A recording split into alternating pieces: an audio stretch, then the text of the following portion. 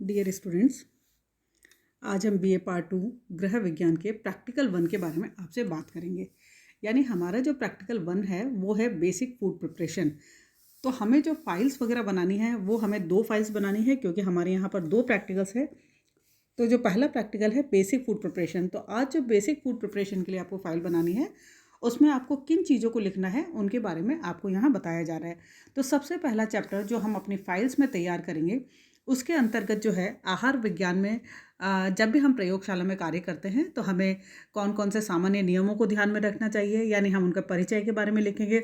इसके अलावा भोजन और पकाने संबंधी जो शब्दावली है उनके बारे में हम बात करेंगे। साथ ही हम नाप तौल के उपकरण जो है और प्रयोगशाला में कौन कौन से नियमों को हमें ध्यान में रखना चाहिए उनके बारे में आपसे बात करेंगे।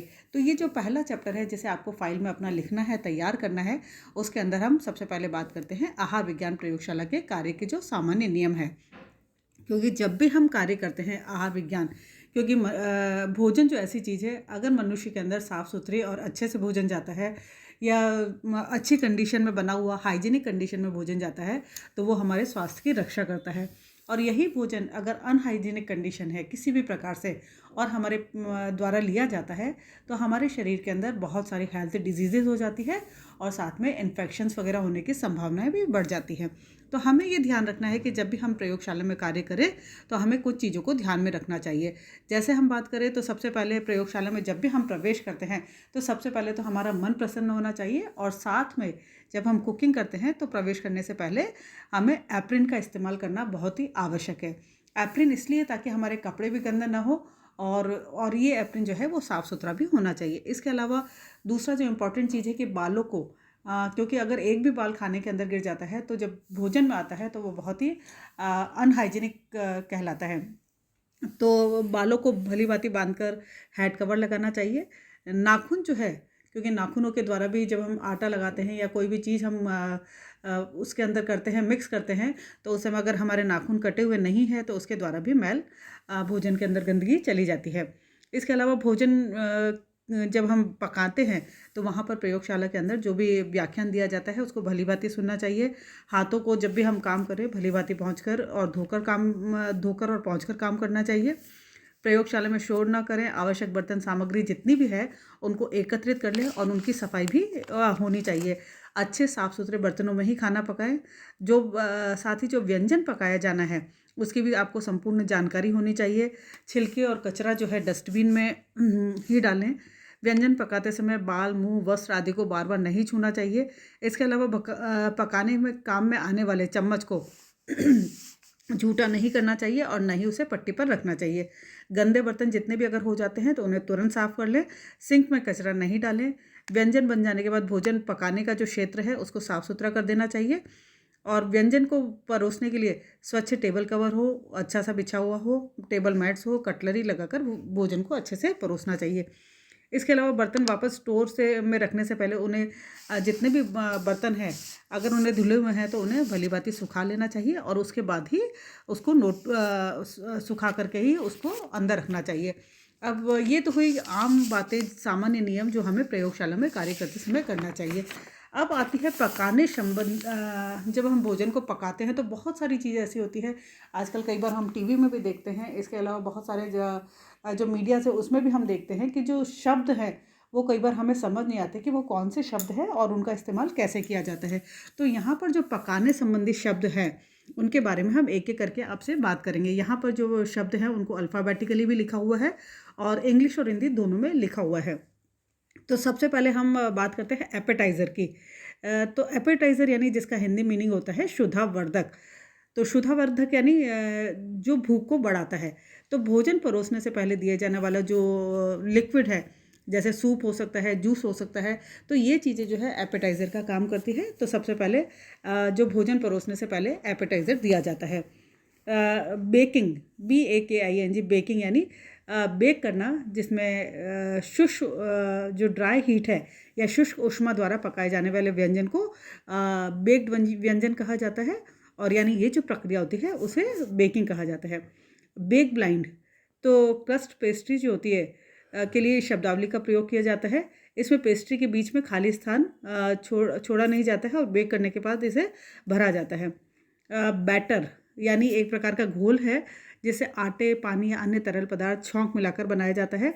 जैसे पैनकेक है या केक है या पकोड़े का जो घोल है, इस तरह का जो घोल होता है उसे बैटर कहा जाता है। बीटिंग करना यानी फैटना। विभिन्न प्रकार के घोल जो होते हैं अंडे, क्रीम इत्यादि में वायु को प्रविष्ट कराना यानी बीट करना। तो इसमें वर्तुल गति से यानी कंटिन्यू भोज्य पदार्थ को फेंटा जाता है और उससे उसके अंदर हवा प्रवेश कराई जाती है। ब्लांच करना, तो ब्लांच यानी जब खाद्य पदार्थों को कुछ मिनटों के लिए गर्म पानी में डालकर उसे शीघ्र ही ठंडे पानी में डाल दिया जाता है। जैसे कई बीजों को और फलों को, कुछ सब्जियों को की छिलके उतारने के लिए भी किया जाता है। इसके अलावा प्रिजर्वेशन करने के लिए, यानी जैसे मटर को कई लोग प्रिजर्व करके रखते हैं, गाजर को प्रिजर्व करके रखते हैं, तो सब्जियों को प्रिजर्व करने के लिए भी इस प्रक्रिया को उपयोग में लाया जाता है कि जैसे मटर को उबाल लिया, तुरंत उबाल करके उसे ठंडे पानी में डाल दिया, तो इसे ब्लांचिंग कहा जाता है। ब्लेंड करना यानी मिलाना, तो भोज्य पदार्थों को अच्छी तरह से मिलाना। सामान्यतः ब्लेंड शब्द का जो प्रयोग है शुष्क आटे जैसे मक्के या का आटा या मैदा इत्यादि में ठंडे जल या जैसे दूध को मिलाने के लिए किया जाता है। तो आटे में कुछ मात्रा तरल मिलाकर पेस्ट बनाया जाता है और उस घोल को धीरे धीरे लगातार मिलाया जाता है जिससे पेस्ट में गांठें न बने, यानी ब्लेंड किया जाता है, मिक्स करना अच्छे से। ब्रेजिंग करना, यह खदकने वाली जो क्रिया होती है, जैसे उपमा वगैरह को हम खदकाते हैं तो ब्रेजिंग करना कहलाता है। ब्रॉयल करना यानी प्रत्यक्ष ऊष्मा द्वारा पकाना या भूनना। कैरेमलाइज करना, कैरेमलाइज यानी कई बार हमने देखा हो कैरेमल शुगर जैसे हम कहते हैं कि कैरेमल शुगर है, आइसक्रीम्स वगैरह में डाली जाती है। इसके अलावा कई बार पुडिंग्स वगैरह में भी कैरेमलाइजेशन का उपयोग किया जाता है। तो कम आंच पर शर्करा को यानी शक्कर को तब तक गर्म करना तब तक कि वह पिघलकर सुनहरे भूरे रंग में परिवर्तित न हो जाए तथा इसमें एक विशिष्ट गंध आने लगे, तब तक इसे जो पकाने की जो प्रक्रिया है उसे कैरेमलाइजेशन या कैरेमल कहा जाता है। चॉप करना यानी छोटे छोटे टुकड़ों में काटना। सांद्रता, कंसिस्टेंसी, मिश्रण का जो गाढ़ापन होता है उसे कंसिस्टेंसी कहा जाता है। कोर, फलों से सब्जियों से केंद्रीय अखाद्य पदार्थ को निकालना। कट इन, ठोस वसा को चाकू से छोटे छोटे टुकड़ों में काटकर सामग्री में इस प्रकार डालना कि अच्छी तरह से मिश्रण हो जाए, तो कट इन। क्रम्ब यानी ब्रेड के टुकड़ों से ढकना, क्रम्बल। कट एंड फोल्ड, वायु युक्त मिश्रण में आटे से ध्यानपूर्वक मिलाना जिसमें वायु मिश्रण में बनी रहे, जैसे केक बनाते समय पूर्व में फेंटे गए अंडे तथा वसा के मिश्रण में जो है आटे को मिलाना।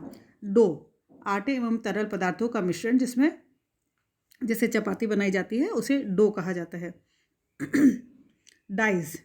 डाइज यानी खाद्य पदार्थों को छोटे छोटे स्क्वायर पीसेस में काटना। इमल्शन, दो आग घुलनशील पदार्थों को मिलाना जैसे तेल और पानी, अंडा या सिरका। फ्राइंग यानी तलना, गर्म तेल में भोज्य पदार्थों को पकाना। गार्निश करना, व्यंजन को आकर्षक बनाने के लिए सजाना। ग्राइंड करना, खाद्य पदार्थों को पीसकर बारीक टुकड़ों में परिवर्तित करना। ग्रेट करना यानी कद्दूकस करना। ग्रिल करना, ओवन में प्रत्यक्ष ऊष्मा के संपर्क में भोजन को पकाना। नीड करना यानी गूंथना। लीवनिंग यानी जैसे ऐसे पदार्थ जो केक के मिश्रण, इडली के मिश्रण या आटे में गैस उत्पन्न कर इनका आयतन बढ़ा देते हैं, इन्हें लीवनिंग कारक कहा जाता है, एजेंट्स कहा जाता है, जैसे बेकिंग पाउडर या खमीर, और यह प्रक्रिया लीवनिंग कहलाती है। इसके अलावा मैरिनेट करना, सिरके या नींबू के रस में तेल, मसाले, हर्ब इत्यादि को मिलाकर तैयार मिश्रण जो है उसे मैरिनेट कहा जाता है। पील करना, छीलना। प्यूरी यानी सब्जियों, मीट, फलों इत्यादि को पकाकर छलनी से छान लेना। सिफ्ट करना, छलनी द्वारा किसी भी खाद्य पदार्थ के बड़े कणों को छोटे कणों से अलग करना। खदकाना, सिमरिंग, भोज्य पदार्थों को पानी में 97 से 99 डिग्री सेंटीग्रेड पर पकाना जैसे दलियों को पकाया जाता है। स्ट्यू करना यानी कम तरल में भोज्य पदार्थ को खदकाना। व्हीप करना यानी तेज़ी से फेंटना जिससे भोज्य पदार्थ में वायु प्रविष्ट हो जाए, जैसे केक के अंदर व्हिप किया जाता है या आइसिंग शुगर वगैरह को है व्हिप करके उसको बनाया जाता है। ब्रान करना, ब्रान यानी आटे का चोकर। केन शुगर, गन्ने से बनाई गई शर्करा। ड्राई फ्राइंग यानी वसा की अनुपस्थिति में तलना। स्मोक पॉइंट, वसा को गर्म करने के पश्चात जब वसा नीला धुआं छोड़ने लगे उसे स्मोक पॉइंट कहा जाता है।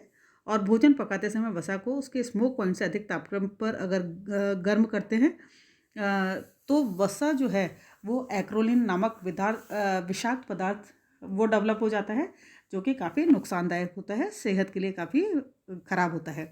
रोस्ट करना यानी सेकना, एक तरह से वसा की अनुपस्थिति में भूनना।